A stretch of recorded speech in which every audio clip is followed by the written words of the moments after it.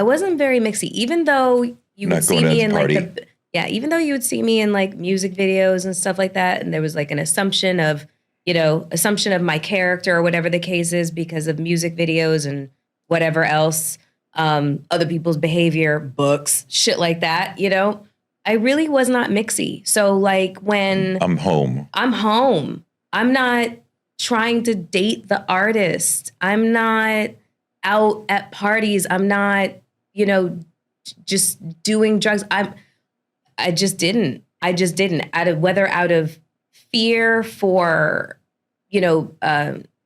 fear for people thinking things about me. Fear of shame. Interesting. Garnering a reputation from being outside too much. You know what I'm saying? Like, I just felt like it was so hard to fight off the perception as it was, just participating in music videos. The perception already existed.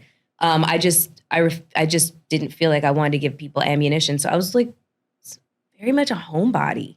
To her credit, I believe her when she says this. I haven't never really seen her name mixed up with anybody of notoriety. So she got that part of the equation correct, but still within all of that, no kids, never married, multiple proposals, multiple engagements, and nothing to show for it. Let's keep listening. Like very much a homebody, probably booed up with some regular ass motherfucker. What's funny? Wait, how many times have you been proposed to? 2.5. Wait, what's a half proposal? The half proposal is I found the ring and booked it out of there. Like, oh no, he's gonna make this super public, and I would have to say no because I don't want to marry this person. So I was like, rather than this be a humiliating experience for both of us, yeah. How come you were never married? And I know for a fact there are a lot of guys who are in love with you, who know you, don't know you, whatever. I mean, you're very lovable. I think so. How come you never got married? I don't know. I've through the therapy that I've been going through recently, I've discovered I might be a commitment phobe. You think? Maybe. I don't know. The fairy tale never happened, but I don't think that I pursued it either. Like I was just. Ooh. A huge part of my life was just flying by the seat of my fucking pants. Here we go. I can't stress this enough. I am a fully functioning adult now. Like, I'm a property owner. The shit's wild. I just traded in my Jeep for like a new car. Like, I'm doing all this adult shit. I got a Genesis.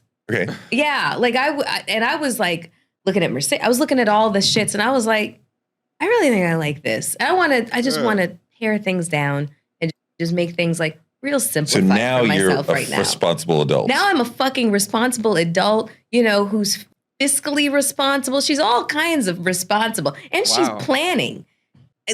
Wow. Okay? Before. Just fucking wow. Listen, I was 42 years old when I got my first credit card. Wait, what? Yes. Okay. Wait, how did you pay for shit before that? Cash was king. Wow. And I never knew when I was going to fucking have it. This business is feast, famine, feast, famine, feast, famine.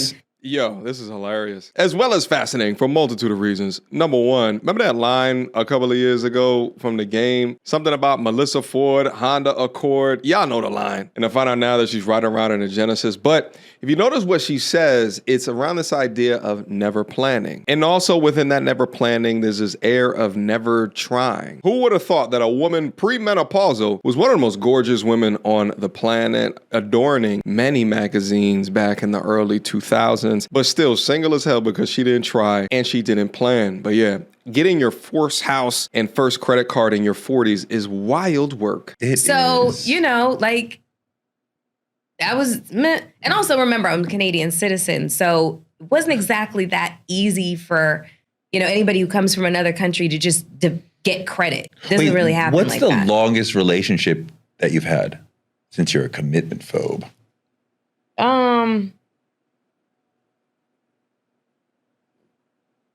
4 years. Okay. Yeah. 4 Okay. years. That was a really long time ago. Really long time ago. I mean, you must get asked out all the time. I'm at home. I don't get asked out at all because I'm at home. I go from work to home and I might go do brunch with the girls.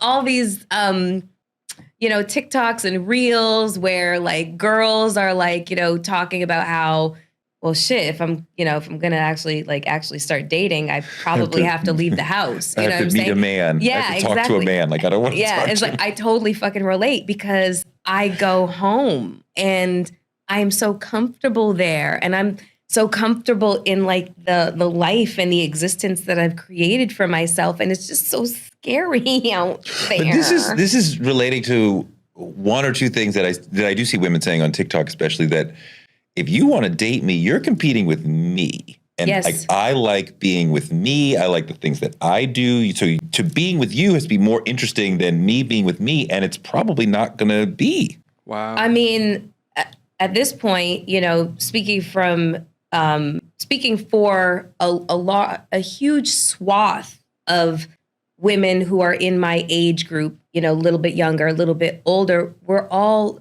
highly functioning. We're all highly educated. We got our own shit. We don't really need you for the things that women used to need men for. We're doing it all on our own. I'm gainfully employed. I'm a property owner. I'm looking at my next one. Like, I've got all these things going on for me. So like, these are the things that women used to need from men and their fathers and the men in their lives and stuff like that. So now, what do I need from you? I need you to be emotionally intelligent. You just killed 75% of the male population. I mean, I need you to be an adult. Like, I also need you to be accountable in the way that I'm accountable. Like, I'm not looking at you as a trauma center to repair me, and I am not that for you. You know what I'm saying? Does he have to be black or no? This mindset, ladies and gentlemen, is exactly why so many of these modern women will grow old being the best man that they ever met. Even at the tender age of 48 years old, unable to still understand that her selfishness is a big reason why she's single with no kids. Now, mind you, this is someone who's gone through 2 different engagements, 2.5 according to her. So she's had multiple opportunities. But when she describes the type of guy that she would be interested in, it's just emotional intelligence and, can take accountability. Do you really think, even at her age of 48 years old, that's all that's necessary? Or is it more realistic to believe that the answer to her why she has commitment issues is not only the low barometer dislike for most men today that she has? Again, we've gone over before her feminist ideology as she pushed it on her podcast. So before I sign off, I saw something on Instagram that I wanted to read today. Okay. It says, marriage is the lowest paid form of sex work. Women are owed reparations. The people we lay with are the people who are most likely to kill us, which sounds really dark, but that's the reality we're living in. This is so crazy. Women are owed reparations. The reality is women have lost their lives in pursuit of men. Women have lost their futures in pursuit of love. I think we all need to really sit down and ask ourselves as individuals, what does love actually mean for me? And what in my life resembles that? Does the man that I've chosen resemble that love that I want and deserve? The traditional idea of love is damaging for women because it involves us being self-sacrificial in order to prove our worth. This is so crazy. Men need to learn to find sustenance, entertainment, and sexual gratification outside of women because we don't owe men that. Yeah, so the posts like this comes from a movement known as femcells, right? Like, there's an idea that, men are going their own way. And I'm not saying that those are incel type men, but then there's also women that want to go their own way. And they create like these different movements, whether it be 4B, whatever it is. They create these different movements in order to substantiate this kind of victimhood that they place on themselves. Meanwhile, they only look at one side of the coin. There are many men out there that have died for your freedom. There are many men out there that have died within their workplace to build the infrastructure that currently you situate create your happy ass or unhappy ass life. And there's many men that have died trying to protect or defend the woman within the community, the woman that they love. So it goes on both sides of the coin, that people who have sacrificed themselves based off of things that they love or things that they believe in, or on account of the draft, something that they were forced into doing. They had no choice in. But feminist women writing things like this and looking down in the comment section and see all of these women take this on without consideration is exactly why the Woman versus Bear went viral in 2024. Let's continue. We live in a society where men assign women humanity and worth based on how attractive they are. You are forever a victim. Men need to learn to find sustenance, entertainment, and sexual gratification outside of women because we don't owe men that deserved a repeat. Thank you so much for joining me on this very personal episode. That coupled with the ego that she could provide everything herself. No, ma'am, you can't provide everything for yourself because you built what you built for the selfishness of you, whereas men build for something greater than ourselves, and that is to provide for a family and have security for that family. It's wild that she cites emotional intelligence, but she's unable to understand her own emotional inequalities. No, I'm. You don't care about that. I don't give a shit. Yeah, I've dated. If he's a celebrity, he's out. I mean, not necessarily. Okay. But I don't really think about, pairing myself up with somebody just for the, the optics of it or something like that. Like, I would really like to find my person, the person that I can take all the layers off. I can present the truest version of me, that we can eat ribs in bed while watching some serial killer shit. Just the regular stuff about life. And we can do this thing called life together. Yeah. So all of the pretense, all of the shit, the optics, whatever, I don't fucking care about any of that stuff. So I don't know who he is. Is there a physical attribute that he must have? Must be over 6 feet, must be strong hands, or must be something that you're must have this chin or whatever? When they talk about manifesting, manifesting your soulmate or whatever the fuck. No, I know nothing about this manifesting bullshit. Manifest, when you manifest, you have to have a clear picture. And I don't know what the motherfucker looks like. Okay. I don't. Okay. If you were to look at the guys that I've dated, my friends are by looking at the guys you've dated, Melyssa, I can't guess your fucking type. Right. Because what the fuck? You have dated lumberjacks. You have dated, slick back hair Guidos. You have dated African princes. You've dated, and I'm just yeah, I have. What did they all have in common? I hate this phrase, but everybody knows what it means, that alpha, kind of thing. You want an alpha guy. Well, I just want somebody who's, the whole idea of alpha and then beta is somebody who just okay, whatever you want, blah, blah, blah. I don't want that. Okay. I don't want that. I want an equal partnership, and I have a strong personality. You can be super laid back. Yeah. You know what I'm saying? You're totally laid back. Laid back doesn't equal beta. You know what I mean? But I want a guy who's, She's an alpha widow. It's gonna sound fucked up, maybe a little bit toxic, but healthy dose of fear of? I don't know. Healthy dose of what? Of what? A healthy dose of fear. For him to have a healthy dose of fear. No, me. Oh, you want to be a little afraid of him. Daddy. Oh. Yeah. Oh, my daddy issues just presented themselves. Whoops, sorry. Because you said this actually explains so much from the first podcast that I reviewed from her. So not only does she have daddy issues, which she described on that podcast, she talked about the bad relationship that her parents had and the trauma that she experienced in watching that bad relationship. But then also the dude after the 0.5, the dude that all of her friends and family loved, was a great pick and an option for her. left that guy prior to him asking to marry her. And then she got into her next relationship, which is what she alpha widowed from.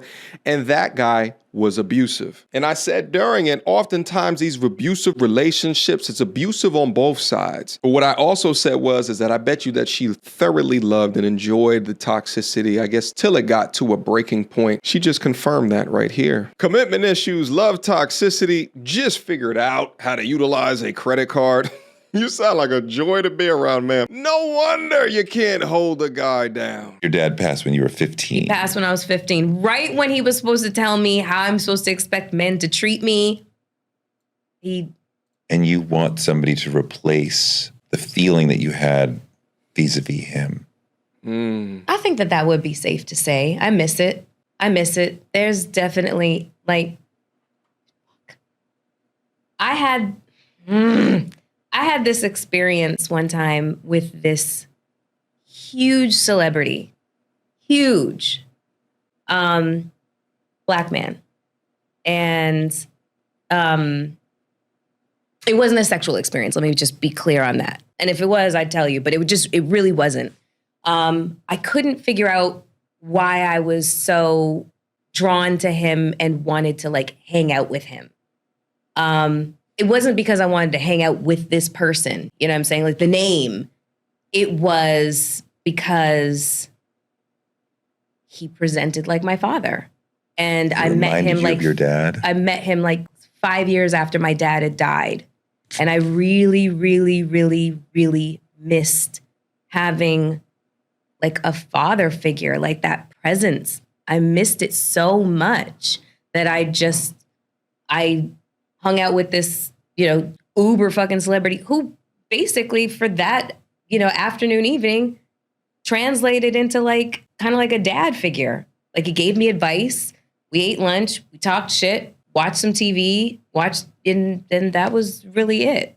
Strange story, I know, but no. So does this potential man have to be significantly older or feel older?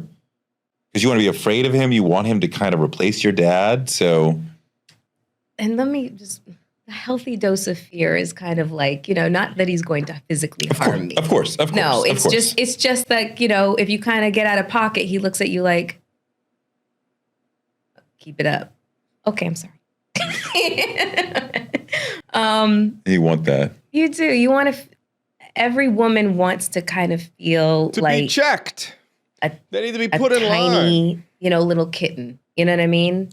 I think so. Maybe I shouldn't speak for the whole population of women. I shouldn't do that. But I remember that feeling, and it's a good feeling. It's a good feeling. But yeah. So does he have to be necessarily older? No, but like old soul kind of maturity. Yeah, that's necessary. Yeah. So I've had a wild ride. Like, I've lived a lot of life. You have. Yeah. So, I don't want somebody who's had as colorful as an experience as I've had. What she's experiencing is alpha widow times 1,000,000, right? Because she's essentially rubbed shoulders with so many of top dudes, top entertainers, top whatever, actors, that now she's immune to what a good guy actually is. Overexposure for sure, mixed with daddy issues that have led to commitment issues. Stir all of that in a giant pot, and this is what you get. This should be exceptionally humbling for many modern women today who are currently in their prime that don't even have half of the beauty of a Melyssa Ford in her prime. But with that humbling, will help you understand the mistakes that she's made so you can translate that into wins in your future. How do you expect to get high results out of your life if you're not planning for them? I see her as someone that got into an industry based off of her looks, and it worked. Even though she didn't have any structure in place. She's probably extremely spontaneous, and without having that structure or lacking that father figure, all of a sudden now she's figuring out how to do basic adult shit. But how do you expect to get great results out of your life if you do not plan for it?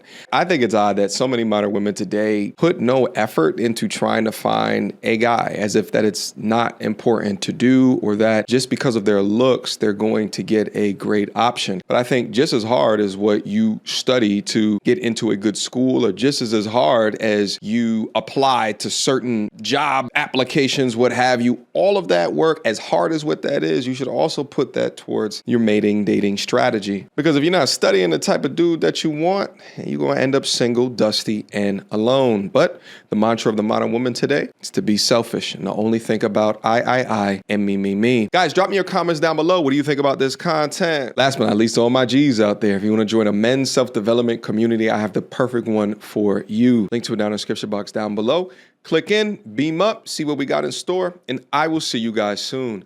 Until next time, YouTube, peace.